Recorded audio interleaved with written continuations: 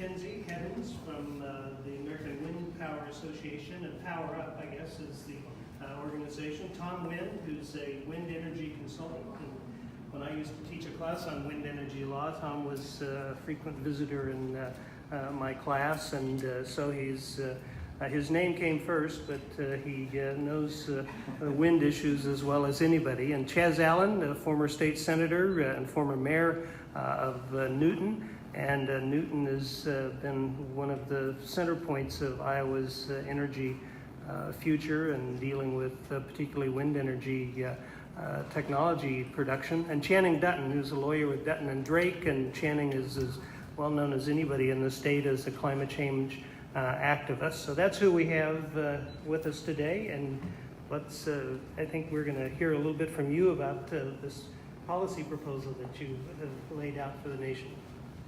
Neil, thank you. Thanks for helping us to organize this, to each of you, for taking some time out of your day and sharing your expertise with me. That's going to be the best use of our time, is my ability to listen to and learn from you. Was just in Newton, as I told the former mayor and state senator, an extraordinarily beautiful community, following a beautiful day in southwest Iowa yesterday, following a really important opportunity for me to go to a place that is bearing the brunt of climate change. We were just in Pacific Junction, which was, not too long ago, literally completely underwater, going into homes that were completely covered up, and meeting the residents who are trying to salvage what they can from those homes where they lost almost everything, and in many cases will not be able to go back into those same homes. They're going to have to rebuild or buy new homes, or maybe make the decision to leave Pacific Junction. Just outside of town, we went to the Sargent Farm, and we saw grain storage bins that had exploded from the saturation of the soybeans, the water that they soaked up. All of these soybeans laying on the ground. Their fields really lakes right now. And the residents of that community telling me that in the entire history of Pacific Junction, they've never seen flooding, at least not anything like this. I think somebody showed me a measurement, maybe a foot or two of flooding in the past. We're talking about dozens of feet in some cases. We also know that we saw historic levels of runoff into the Missouri River, 4 times a normal year, the greatest level we've ever seen since we've been keeping records about the Missouri River. At the same time that I'm visiting that place, we're hearing about the devastation visited upon our fellow Iowans in Davenport, where the flooding there broke the records that had been set in 1993. These are just 2 examples in one of 50 states in this union. Back home in Texas, 58 inches of rain fell from the sky in just one storm, which I believe is the landfall record for as long as we've been keeping them in North America.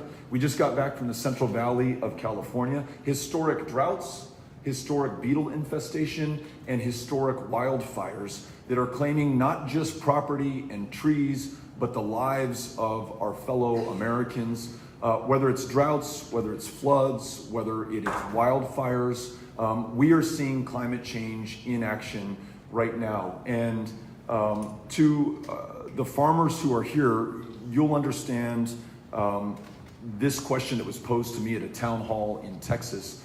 Young farmer came in with her children and told me that she'd never been to a town hall meeting before, was missing her son's basketball game in the process. Never thought if she did go to a town hall it would be with a Democrat, but showed up nonetheless because she said that the same land that her grandparents farmed, that her parents farmed, she's attempting to farm right now, but what she's planting is no longer growing as it did in the generations before her. Climate change, she said to me, is happening right now, and I want to know what we are going to do about it. If I could add just one more fact that I think we all understand, but it bears repeating. The devastation that we are seeing right now will pale in comparison to what our kids and our grandkids and the generations that succeed us will find. There were 400,000 apprehensions on the US-Mexico border just last year, most of them fleeing violence and brutality in some of the deadliest countries on the face of the planet. But increasingly, we are seeing people who cannot persist in the droughts in the northern triangle of Central America. 400,000 sounds like a lot, but it is nothing compared to what we will see when some of these countries can no longer support human life. And that is exactly the direction that we're heading in. We have warmed 1 degree Celsius just since 1980, caused not by God nor Mother Nature, but by our own emissions, our own excesses, and our own inaction in the face of the science and the facts and the truth. We're on track right now to warm, and Channing can correct me, but 3 or 4 or 5 degrees Celsius along this current trajectory unless we change course now. And the best science from the best scientists say that we have 10 years left to us as a human civilization within which to act. I want to make sure that we all understand the urgency of this moment and the choice that we're about to make. We, a week ago today, released a plan to address this. It's the most ambitious plan to combat climate change, certainly by a presidential candidate, but ever released in policy detail in this country. It calls for, on day one of our administration, cutting pollution dramatically. No new leases on federal lands or federally protected waterways. Ensuring that existing leases, that's for oil and gas exploration, ensuring that existing leases that are in effect today are changed to reflect the cost and price of pollution and of climate change. Making sure that we fully enforce the Kigali Agreement so that those greenhouse gases like hydrofluorocarbons, which are many thousands of times deadlier to this planet in terms of the greenhouse effect, are zeroed out, that we move on the EPA's rulemaking authority to close the amount of, or reduce the amount of methane that is being released right now, move forward with clean air standards, vehicle efficiency standards, renew the Clean Power Plan and strengthen it, that was canceled out by this administration and introduced by the last. Make sure that every single procurement decision in the federal government reflects the cost to the climate, not just on the vehicles that we purchase and lease, but the building materials that we use, the cement, the concrete, the steel, and the very high carbon cost of how we manufacture and build today, that be reflected in our public decisions, and that by 2030 on federal lands, we get to net zero greenhouse gas emissions. That's on federal lands. Second main pillar of this plan is that we mobilize $5 trillion just over the next 10 years to make sure that we build out the infrastructure that we need for Pacific Junction in every community next to the Missouri or the Mississippi River or next to the ocean, those who are bearing the brunt of climate change today, to protect human life and property. We make sure that we invest in the research necessary, a spending level that is commensurate with the moonshot spending spent under the Kennedy administration to land a man on the moon, to make sure that our research agencies akin to DARPA and ARPA-E are investing in the next technologies for farming, for how we build things in this country, and how we manufacture in a way that allows us to get to our climate goals. And those will be set by law to ensure that this country gets to net zero greenhouse gas emissions by 2050, and that we are halfway there by 2030, a legally enforceable mechanism, not just for some parts of this economy or country, but for every part of this economy and this country. And then lastly, I want to make sure that we're investing in communities. That means some of the infrastructure that I talked about, but pre-disaster mitigation for communities like Davenport, so that before the next flood hits, we are ready. Those are significant investments that we need to make, but I want to make sure that we marshal the resources of the federal government in order to make them. We can address some of the housing challenges that we have so that people live closer to where they work, do not have to travel as far, and that housing is affordable. Crop insurance for stored grains. Having just been on the Sargent farm, I understand what that means to those farmers who have lost what they have stored, in part perhaps because they couldn't get it to market during these current trade wars and tariff battles and standoffs.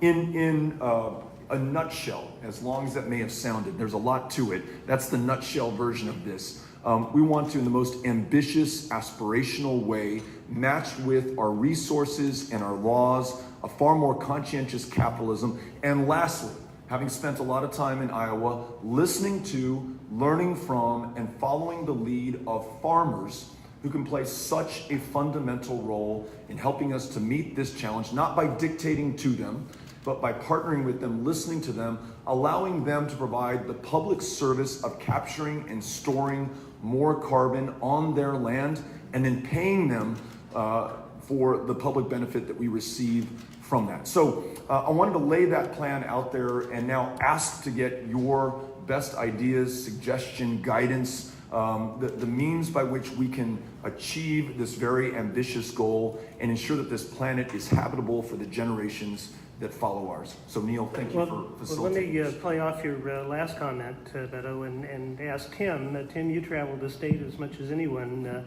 last year, campaigning and talking to farmers in rural communities all across the state. And as a farmer yourself, what do you see as the interest and optimism on the part of the farm community of adopting those practices like cover crops and dealing with soil health issues that can help us move the needle? Well, I think you can't argue the fact that we're seeing more and more of the kind of weather that leads to the situation we have on both the Missouri and Mississippi right now. You know, just last year we had, I think, 3 rain events of over 4 inches at a time, and then we had something like 45 days where we didn't get any measurable precipitation. And so that variability in weather is even greater than it used to be, and that's something I heard as I traveled last year. You know, the kind of events that have happened since 1993, that landmark flooding year that we had here in Iowa. But you know, you go around the state, so many different communities have been impacted, and so I think that belief that what we're experiencing is a changing climate is out there.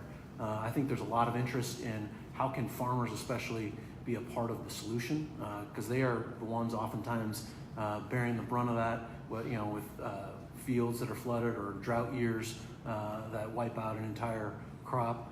So I think that the federal government does have a role to play in encouraging more of that conservation, the no-till use, the soil conservation measures, the cover crops, and then there are a lot of benefits from that cover crop in terms of water and soil quality downstream. But we're not seeing the uptake in those practices like we need to, and so I think that's where the federal government needs to play a role. I think that farmers are already playing a role through the use of biofuels, because we have seen a 43% reduction in the carbon that biofuels contribute versus regular gasoline. And as Beto mentioned, going to more fuel-efficient vehicles in the future, one of the easiest ways to get there is by adding octane. The cheapest, most readily available octane we have right now is that available from biofuels. And so if we want to get to a place where we are really talking about fuel efficiency standards that will make a big difference, biofuels can play a big role in that. And then along with that, you know, encourage that chain from field to factory to tank to be as low carbon as possible through government policy. Well, Carrie, you recognize that one of the differences between what you face in the energy sector is that we create market incentives for a renewable fuel. We have renewable fuel standards, so we've created market devices to try to create the incentives that are helping drive wind energy in Iowa. In agriculture, part of the challenge is we don't have market devices that reward people for clean water or for healthier soil. Or for doing some of the things, managing drainage, for example, which is contributing to our flooding. Thoughts on both the lessons we can learn from energy and how we may be able to apply them across other sectors? Yeah, I think one of the really interesting things that's happened in the energy sector over the last 10 years is that we've actually seen, because we've invested in research and we've invested in deployment of these technologies, the costs have come down to the point where renewables are now less expensive than just operating existing coal plants. And so I think that just demonstrates what can happen when policy is put in place that drives the market to the place where you need it to end up anyway. And so I do think that a lack of markets are one thing that could be addressed, and we're looking at climate change And I think that, whether we're talking about soil carbon, carbon health, or soil health, whether we're talking about methane capture, I think that there are technologies out there that could use more research and more on the ground testing and deployment to get us to a point where that it just makes sense from an economic standpoint. So part of the opportunity as we reduce the cost for these practices, it becomes easier for us to adopt them, so that cover crops, for example, aren't seen as a $30 out-of-pocket cost, but instead something that is both more affordable and the benefits are perhaps actually demonstrated to us. Well, Channing, no one in the States probably worked on climate change policy more than you have in recent years, and I'm assuming that you maintain a level of optimism that helps you get up in the morning and keep fighting. What lessons or advice can you provide, Beto, or reactions you have to his policy proposals? Well, I should start by saying that 12 years ago, I beat my head bloody trying to get anybody to even humor me with a conversation about climate. And 8 years ago, it was maybe slightly better. People, like Neil and some of the people here in the room were starting to murmur. Some of the people in the who are attending in the audience were murmuring. 4 years ago, it was a terrible disappointment because we had a lack of visionary leadership. So the optimism that drives me forward each day is just what you've done in the last week. And I started to make notes. All lawyers, we got our pen out and we want to write notes. But I didn't write down a single note about what you said, because you said it better than I could say it. My wife and I have a 1-year-old child, and I did bring you a pre-printed question with the year 2050 on it. But in 2050, he will be 31. And my concern and what the question was, is 2050 too late? And the question really for you to mull over, you don't need to give us an answer right here, is if the Iowa State Science Climate faculty is saying that Iowa is going to have a 25% reduction in corn yield by 2050, is 2050 too late for a target? And with power, Spider-Man, comes great responsibility. And the idea is, well, if Beto decides 2050 is too late, will we move that timetable up? And I also calculated last night the U.S. military budget for the next 10 years. And that's going to be between $8 and $11 trillion, probably more. And so the second thought I had jotted down was, are we flexible enough, we meaning President O'Rourke, are we flexible enough that we can sit there and say, well, is climate an even more pressing problem than maintaining or growing our military? And actually, are they the opposite sides of the same coin? So that's my initial. Oh, one other thing I did want to say, we just allowed sports betting. And if we go out to our local track here and they offered us a proposition bet, will the temperature go up 1C, 2C, 3C? I'm not going to even consider it till we get to 4C. Because the way things are going right now, we are going to blow the lid off the temperature, and that's going to plunge this little grandson of mine, his world, into chaos. So good for you for coming out swinging. Thank you. And thank you for the very personal terms in which you placed this challenge. My oldest, Ulysses, 12 years now, will be 3 years younger than I am today by the year 2050. And we'll be looking back on us at this moment in 2019, knowing that we had all the facts before us. We knew that those projections have us warming 4 and 5 degrees Celsius, just finishing uninhabitable Earth right now, which is a must read, as harrowing as it is. And his judgment, I fear perhaps more than anything else, what we will have consigned him to if we have failed, or the pride that he will feel if we came through and matched this moment. You asked a really good question, is 2050 too late for the United States to reach net zero greenhouse gas emissions? In our plan, much of it calls for partnering with farmers, with local communities, and with states. And we make it very clear, if we can exceed this goal, if there are others who want to push ahead and are able to marshal the resources to match those marshaled at the federal level, we will get behind them with everything that we have. And 2050 has to be the absolute backstop.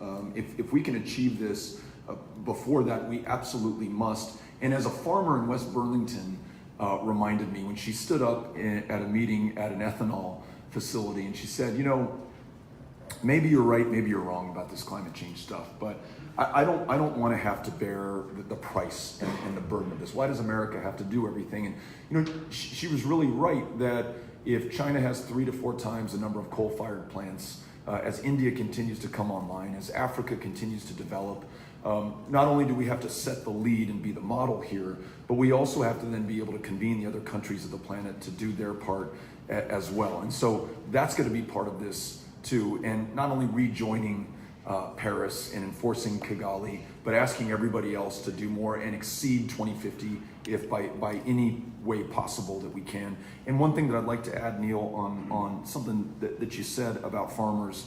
I was just listening to a farmer who gave me some extraordinary insight that you already know and have known your whole life. He says so much of what the government does when it relates to farmers, and he used the conservation program as an example, is practice-based. This is what you will do on your farms. And he said, what if we change the paradigm so that it's performance-based? We want you to capture this much carbon out of the air. You farmers understand this far better than we in Washington, D.C. ever will. And so you implement and innovate and come up with the solutions. And then as long as you get to those targets, we will pay you to be able to do that. In other words, put the farmer instead of the government in the driver's seat and allow her to lead this change going forward. That was really exciting to me, and especially being here in Iowa. What a great opportunity. You mentioned ethanol's an example of when farmers have led in the past and the great things that have come from that. So great points that y'all are making. You mentioned the idea of working with local communities, and Josh, you in your work on energy policy, you've been pushing the ball for a number of years, and now in your new position on the city council and with the new developments you have on the policy on evaluating buildings and establishing standards for them, what can you share with us as to both the interest of local government in doing this and the ability and willingness of the business community to be a partner in that? Well, absolutely. I mean, it takes bringing everyone to the table to solve this. It's not something that we can do if we only have a handful of us pushing. I mean, this is a global challenge. It's a challenge that touches every sector of our economy and affects all of us. We're all going to have to do our part, and there's opportunities in every step of the way. So when you look at the local level, and when you look at cities, you know, our buildings are one of the greatest uses of energy and the greatest opportunities for innovation, efficiency, and contributing to solve this problem. And those opportunities, and I frame it particularly as opportunities because when buildings are inefficient, it creates problems that are not just environmental problems, but economic problems. One of the challenges for the city of Des Moines, we have the older buildings in our metro area. And when our old buildings are less efficient, that means we're less competitive compared to the new buildings that are built to the energy code of today out in the suburbs. And that's an economic problem too. But we're also solving it with and creating jobs in that process. You know, it's the ASHRAE engineer who helps figure out how you improve building performance that's a part of that solution. It's someone like Bulb Guy Lighting that's a small business that focuses on improving lighting. And if there are more buildings that are transitioning their lighting, he has more employees. It's it's someone like Abraham Lamarck who lives on the south side and insulates homes and weatherizes homes so that people can afford their utilities and live more comfortably. All of these things are the type of solutions that local governments can help drive through policy, and that at the same time do exactly what local elected officials want, which is help grow our economy. So we solve the problem by innovating, but by building people up. Chaz, you've been a elected local official at a couple different levels over in Newton, both in the state senate and as the mayor. And Newton is, of course, in all of our minds here in Iowa as to how it responded to the Maytag closing by picking up TPI and in part putting a focus on wind turbine blade construction. Has it been a good experience? Yeah, I tell people that I come to the green debate kind of accidentally and out of necessity. Obviously, when Maytag transitioned out of Newton, we looked for jobs. That's what our thing was. And at the time, obviously Grassley and Bill Sackett all worked to get wind energy, and we were fortunate enough, I say this, we ended up being the ones that benefit from that. We shut Maytag down in October of 2007 and got TPI in November of 2007. So there was 500 jobs that came to our community overnight. That was, I told people it was like hitting the lottery. I mean, 500 jobs, it wasn't what Maytag was, but it was 500 jobs to put people back to work. And then soon after that, we had TPI, which builds the towers, which the blades sit on. We've got them, and they've got 300 to 500 jobs as well. So today, we're at over 2,200 jobs in a renewable energy field with REG, with TPI that does the blades, but now they also do the bus bodies for electric buses that are going to our metro areas. And then, of course, TPI. And if you think about it, TPI was a company that built out of Dallas, Texas, that built tanks. Well, tank sits like this. The tower sits like this. So it's pretty that they got into that field, and then we became the beneficiary of it. And then TPI was obviously a boat builder that got into fiberglass blades. And if you've ever been out there and seen those blades, they're massive, and there's a lot of people that work out there, which is what our necessity was at the time. So I tell everybody I'm learning to be green because I have to be green now, because we are the 20% of Iowa's renewable energy jobs are in our community. Wow. Tom, to have jobs for the people in Chaz's factories, it takes a pull on the other end in terms of whether it's utilities or local landowners like yourself or others interested in putting in wind. You've been a consultant and have helped a lot of people in our state to calculate the opportunities for wind energy. I think many people see further opportunities, for example, powering our swine facilities and other agricultural operations. Are you optimistic? Are we grown out in terms of our use of the wind capacity, and is solar the new future for us, or what do you see? Well, it's a great question, and I've been involved with wind power for about 25 years and helped a lot of facilities add wind turbines. I work in community wind, which is smaller wind farms, and for example, I'm a local investor in 2 wind farms that are in my community, and for example, the second wind farm we installed in 2006, about 7 years ago, 2012. Part of our goal was to get jobs in our local community, and when we were talking with contractors to help operate and maintain these wind turbines, I said, what would it take for you to open a field office in our hometown of Jefferson? 4,400 people. We'd been losing jobs generally in our town, and we wanted good high-paying jobs. Well, a wind technician is a pretty high-paying job. And lo and behold, we finagled that, and we got them to open a field office. We now have about 6 wind technicians working out of our community. I never thought we'd ever have a high-tech job like that.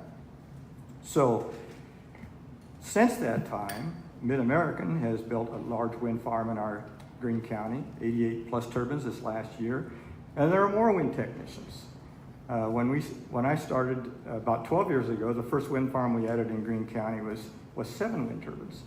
And having worked for the utility industry for many years, I was well aware of the climate change connection with wind power. But it's hard to visualize what a wind turbine does for your climate.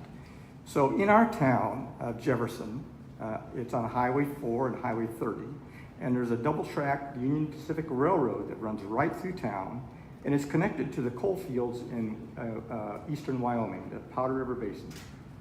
And a good part of the coal that powers our power plants to the east of Iowa goes through our community. And there was no overpass, so when a train comes in, here you stop, and the gates go down, and you have a good opportunity to count coal cars. So I was asking myself, what did my 7 turbines, the 7 turbines we were involved with, how did they make a difference? And so I calculated it out, and it amounts to 2 miles of coal train going past my pickup truck right there every year. Our wind turbines saved enough coal to fill coal train 2 miles long.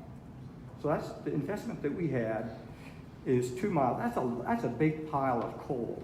And you think, you know, if you've been around coal and when it burns, it's a smelly, stinky product.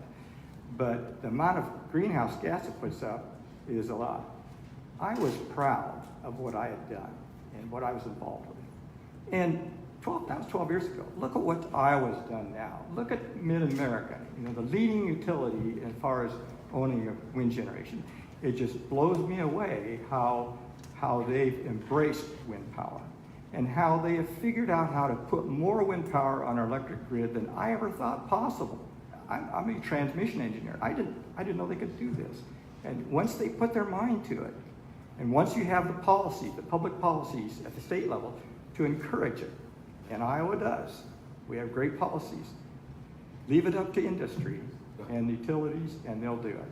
So to answer your question, sorry it was such a long answer, but yes, we have more room for wind power, and especially solar power is the next thing coming down the road, and we will make room for that. We have good public policy that encourages this, so I'm really optimistic.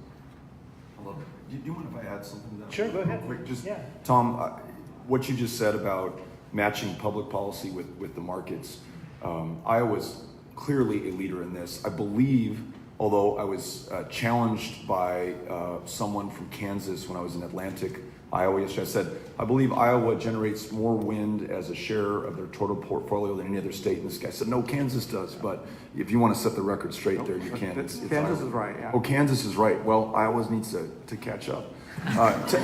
Texas generates, in absolute terms, more wind energy than anyone.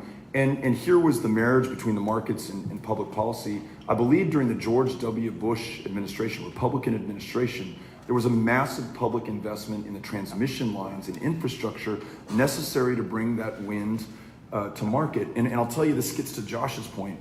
He was talking about, beyond doing the right thing and doing the right thing for the next generation.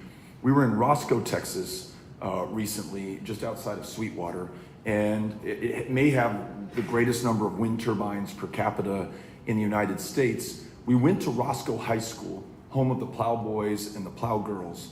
90% of those graduating from Roscoe High graduate with an associate's degree, not an inexpensive proposition to provide a community college associate's degree graduation program by the time you're 18 years old, paid for by the additional tax revenues from all those wind turbines that added value to the properties for farms that might have otherwise gone out of business. Now they had a new revenue stream. And just to complete the circle, Tom, these students are graduating in many cases with FAA remote pilot licenses to do the remote inspections on the wind turbines. So at 18 years old, graduating with an associate's degree, an FAA remote pilot's license, a very high value, high wage, high skilled job that just keeps that economic engine turning in Roscoe, Texas. So we've seen in our home state tremendous upside by investing in wind that works its way through every level of state and local government and everyone's life. So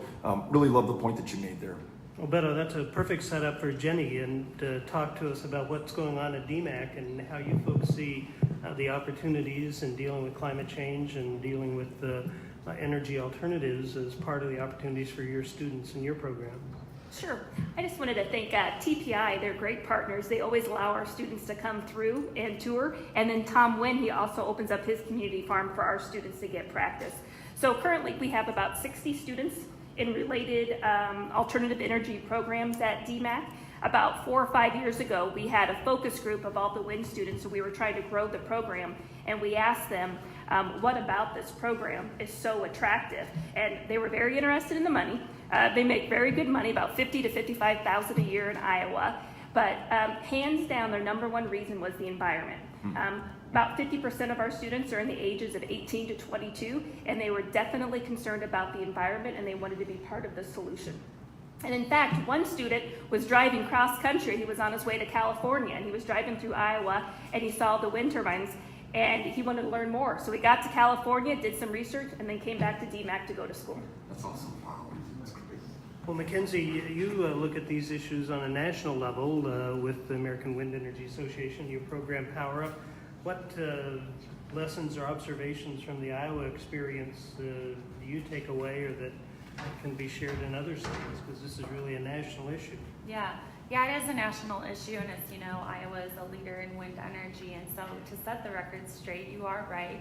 Iowa is second in the nation for its share of total electricity generation behind Kansas, but also we're second in the nation for installed capacity for wind energy behind Texas, which, you know, given the size of Texas, that's huge for Iowa. It's amazing.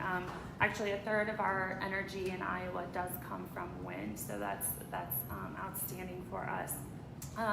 I think, you know, when it comes to wind energy, obviously that's something that'll be here forever. It's something we can harvest for the rest of our existence on the planet. You know, many of our other states across the nation might be leaders in solar or what have you, and Iowa can really embrace wind.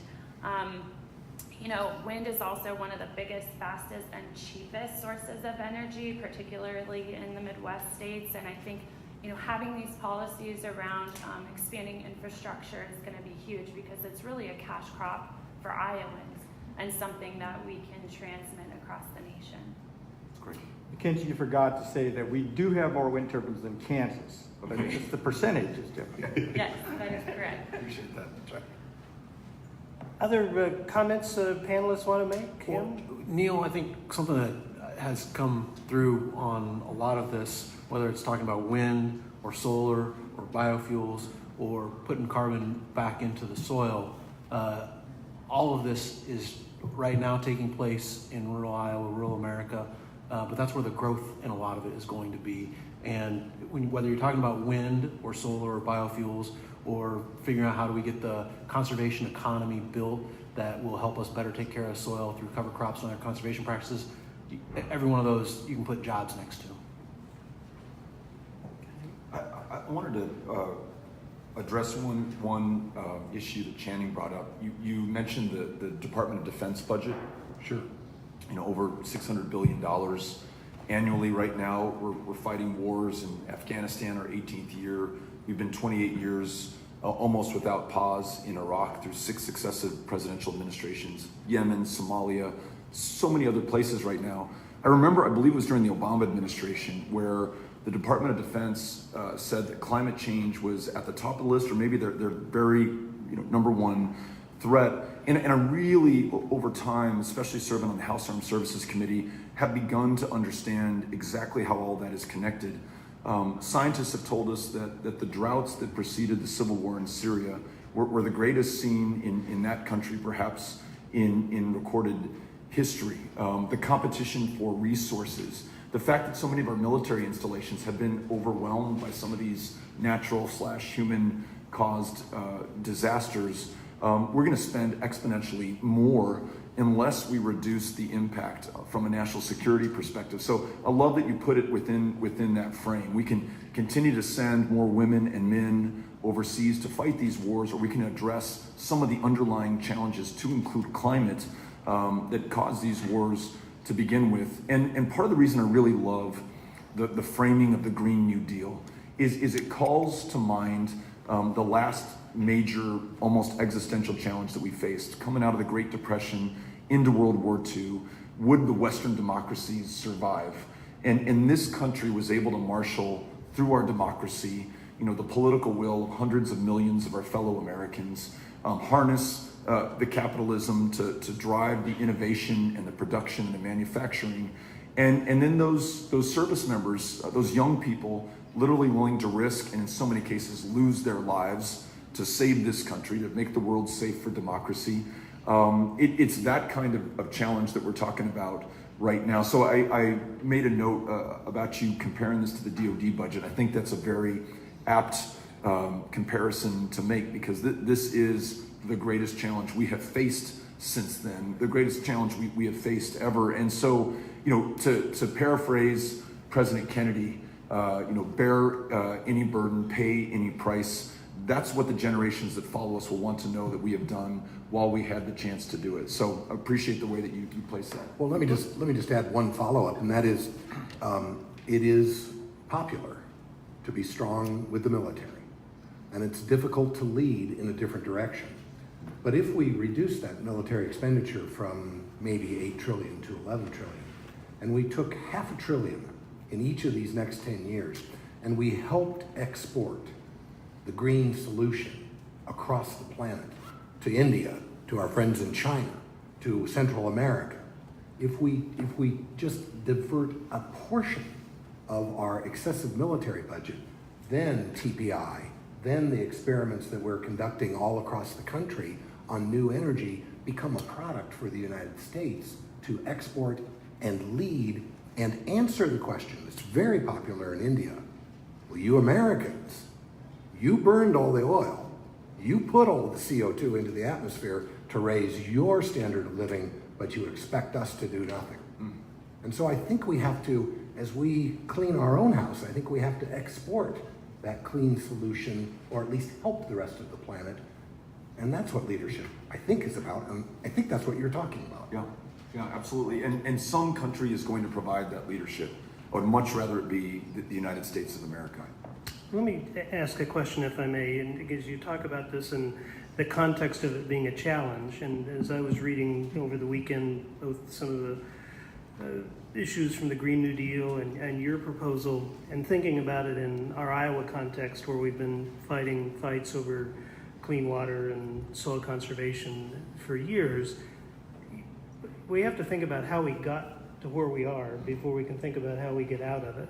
And in many ways, the effects of the climate change that we're feeling are essentially the cumulative effect of a whole series of decisions and actions and inactions we weren't willing to take. Right? We haven't been willing necessarily to deal with flooding. We haven't been willing to deal with soil erosion, water quality.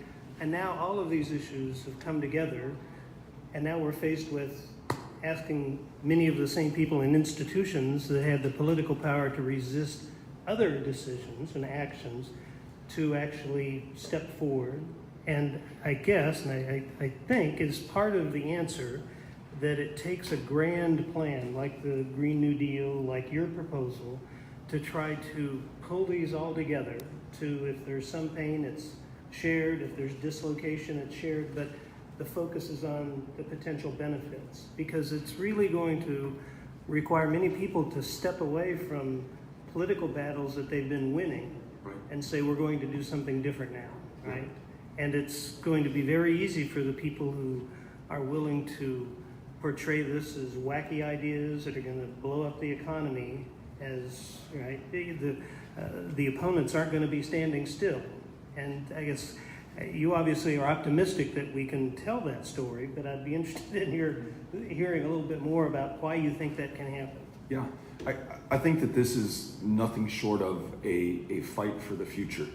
And as we said at the outset, the future of this planet, our kids and our grandkids, the kind of world that they'll be living in, the kind of resources that they will be able to depend on or not be able to depend on, the kind of cities that we call home today that will be uninhabitable in the future if we don't change course. That to some degree speaks to our fear or our anxiety, right? We want to make sure that we get this right before it is too late.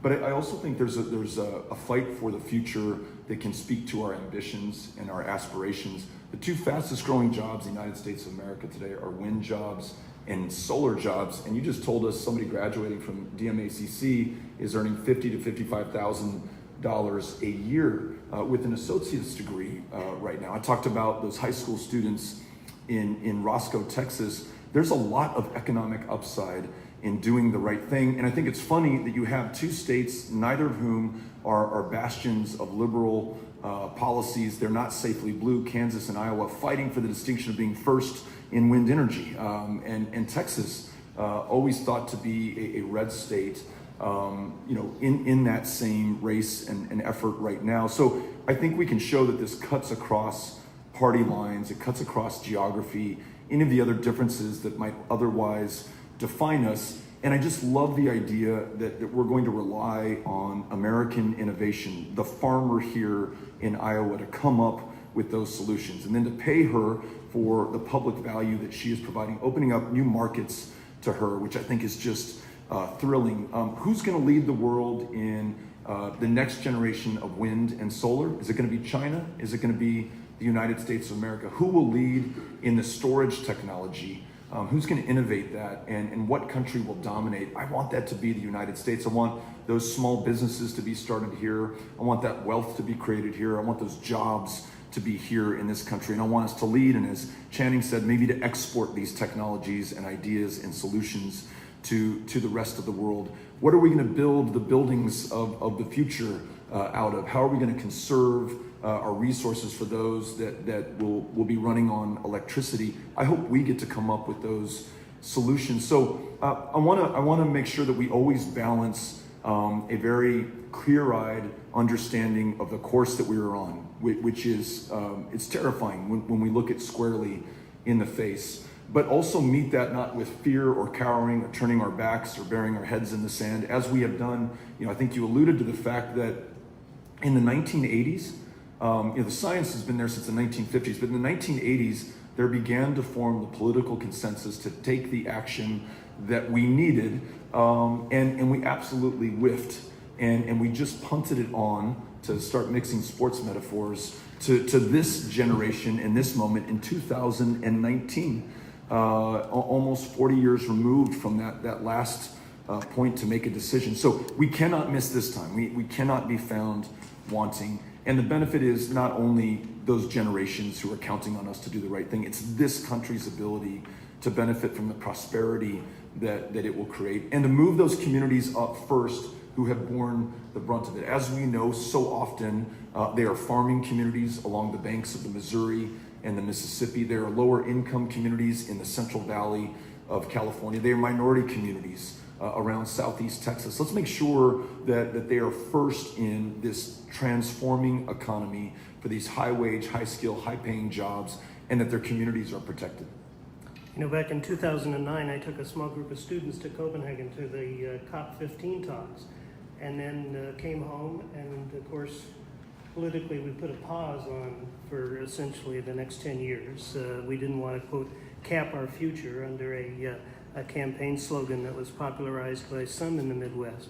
And I guess it's exciting that these 10 years have passed, and we're looking at a new day. I think we oftentimes think about the impacts of climate change, and it's easy to picture them somewhere else, right? It's the islanders in the South Pacific that are facing the loss of their island because of the rising waters, or the Inuits on the north coast of Alaska. But as I see those pictures of people leaving their homes in Pacific Junction, they're as much climate change refugees as anybody in the world. And whether or not that image resonates with them or with us, clearly the time's right for us to think about how we address these issues.